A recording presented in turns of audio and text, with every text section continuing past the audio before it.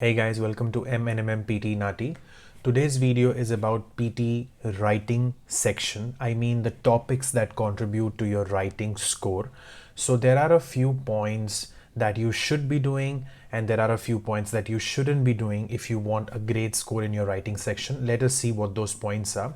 And before I get started, if you are looking for PTE coaching or NAATI coaching, whether it is NAATI Hindi, Gujarati or Punjabi, you can always reach out to us on Instagram or Facebook Messenger. The links for Instagram and Facebook Messenger is in the description below, or you can simply search PT NAATI and you'll find us and you can message us about coaching or one-on-one consultations. Let's get started. Let's start with PTE writing do's first. So the very first point that I have for you is understand which topics contribute to writing. So a lot of times I have got inquiries when students message me and be like, I have given PTE, I have not got my desired score, I would like to have coaching with you or one-on-one consultation with you. And then sometimes what a lot of students do is they will just share their score report and be like, I haven't got score in writing section, which means I've definitely made an error in summarized written text or writing essay. Now, just because summarized written text or writing essay falls under the writing section, it's not that only those two topics contribute to writing. There are other topics that contribute to writing as well. So what are those topics? Apart from summarized written text and essay, you have fill in the blanks reading and writing that contributes 25 to 30 marks, such a big number. Writing gets such a big number, 25 to 30 marks. You have write from dictation in listening section, summarize spoken text, fill in the blanks listening. These questions contribute to writing as well. So whenever it comes to writing, it is all these topics that contribute, and any one of them can be a reason that you haven't acquired your writing score. It's not that if you haven't got your writing score, it's only because of essay or summarized written text. So having a proper understanding of what topics I need to prepare because I'm not getting my writing score is crucial. The next thing is prioritize according to their weightage as in weightage of these questions. Now, for example, what happens is essay writing. Now, essay is something wherein you're expected to write anything between 200 to 300 words, but we do recommend our students to write a little more than 275, or you can go up to 295, 299 maximum. Now, just because you have to type 295 words, that doesn't mean that it is a very important question. There is a question called write from dictation wherein you're not expected to type that much. All you do is you listen to a sentence, maybe a 10-word sentence only, and you have to simply write down that 10-word sentence. You get 3 to 4 questions and you're getting 30 to 40 marks in writing section. So you have to understand what should be your priority while practicing. If I have to give PT exam, I will prioritize fill in the blanks reading and writing. I will prioritize write from dictation. I will prioritize summarize written text and summarize spoken text. I will prioritize fill in the blanks listening then. And at the end, I will do some essay writing if I feel all the other topics are covered, especially if I only need 6 each or 7 each. For people who need 8 each, definitely you have to do all of them. But if I haven't mastered write from dictation, summarize written text, spoken text, fill in the blanks reading, writing, there is no point of wasting time in practicing 3-4 essays in a day. You should be doing them, but after you are done with your important topics. That ways, you're not only working hard, you're also working smart. The next thing is word limit. Word limit is very important, especially when it comes to writing. Summarize written text has a word limit, 5 to 75 words. Summarize spoken text has a word limit, 50 to 70 words. We always recommend our students that in summarize spoken text, try to write down more than 60 words and maximum up to 69. In written text, there is no template or there is no word limit that we recommend. If you are able to extract the main idea from the paragraphs given to you, it is okay even if you write down a summary of 35 words or 45 words. In summarized written text, it is about the quality. So you have to understand what every topic is expecting out of you. We cannot treat all the topics, with uniformity. You cannot treat all of them you cannot look at all of them with same eyes, is what I would say. every topic is different, every topic needs to be handled differently. There is a requirement that every topic has, and if you fulfill that requirement, that's when you get the correct score. Next is grammar, vocabulary, and spelling cannot be ignored. What is writing? When you're writing something, when you're typing something, apart from fill in the blanks, reading, writing, where again your grammar gets tested, your collocations will get tested, so ultimately your English is getting tested. However, you're not typing anything there, so there is no chance of you making a spelling error over there.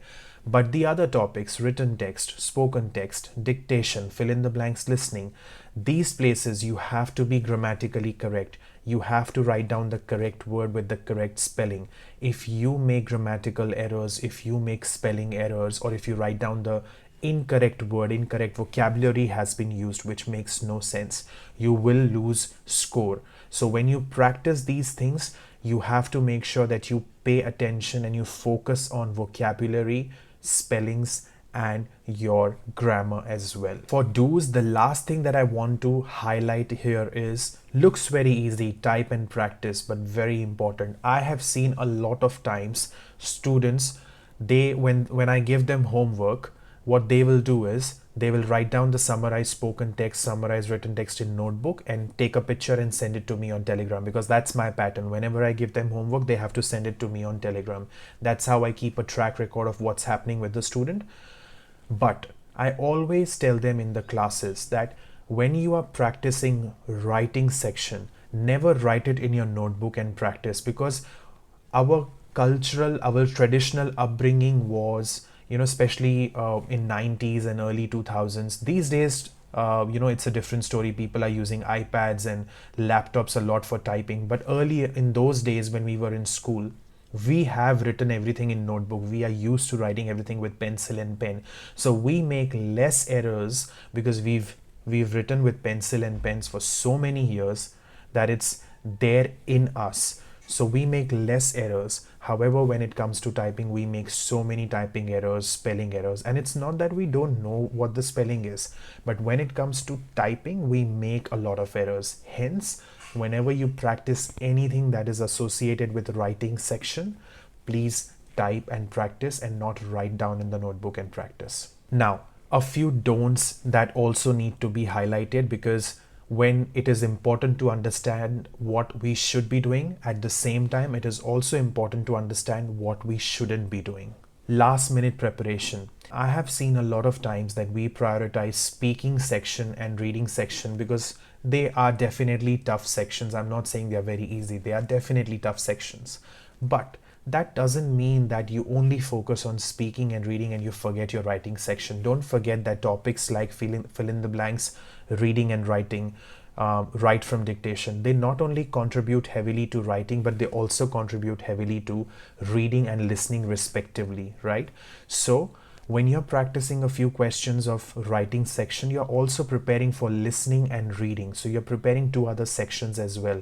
Hence, you have to treat all the questions in writing with a lot of importance, and you cannot treat it like an underdog. You cannot keep it as a last moment practice thing, because you'll be like, okay, writing is very easy, it's not that difficult, I will practice summaries at the end, I will practice dictation at the end, let me just focus on speaking because speaking is very important. Yes, speaking is important, yes, reading is important, yes, listening is important, yes, writing is important. There has to be a balance. Give equal importance to all the four sections, and if there is someone who is giving you feedback, ask them, which section is my weakness, which section is my strength. You can give maybe a little less time to your strength and a little more time to your weakness. That's how you should decide, but getting that feedback is very important. Listening to other students. What does this mean? The biggest mistake that you will do is taking feedback from other student. That you're talking to your friend and you're like, okay, I've written a summary, can you have a look and tell me if I've done a good job? I'm not saying that your friends are not good, but they're not teachers. They may have cleared the exam, they may have got 90 each, I'm not denying that fact, but are they teachers? Clearing an exam and being a teacher, that's becoming a teacher, that's a two different thing.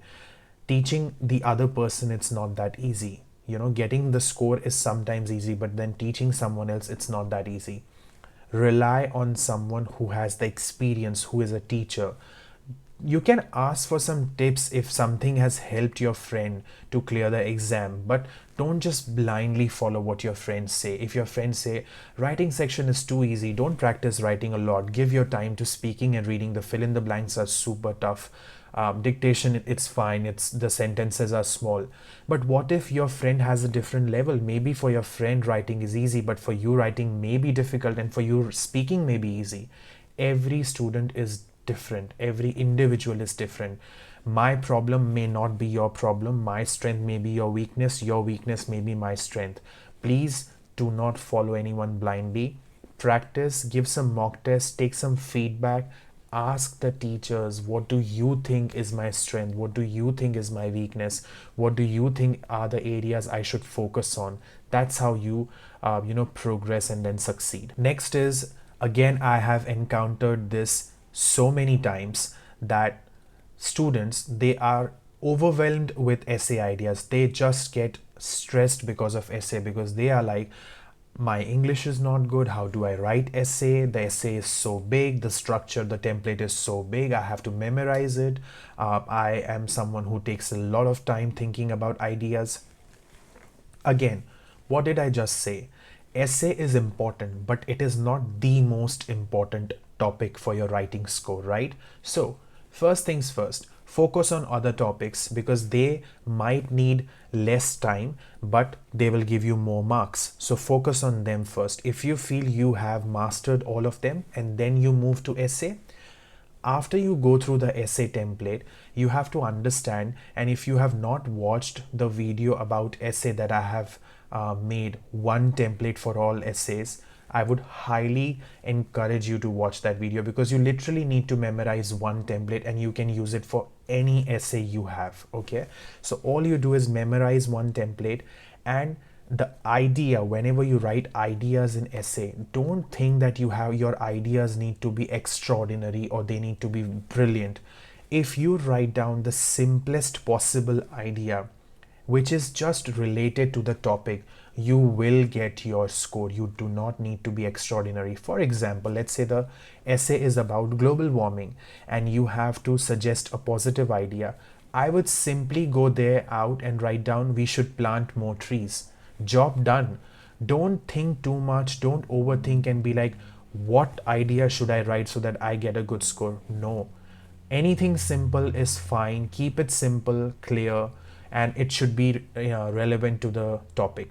And if I have to give some negative idea regarding global warming, I can be like, excessive use of cars which creates air pollution contributes to global warming. Do you think these ideas are very high level ideas or something that you may not be able to think? No, right? They're very basic.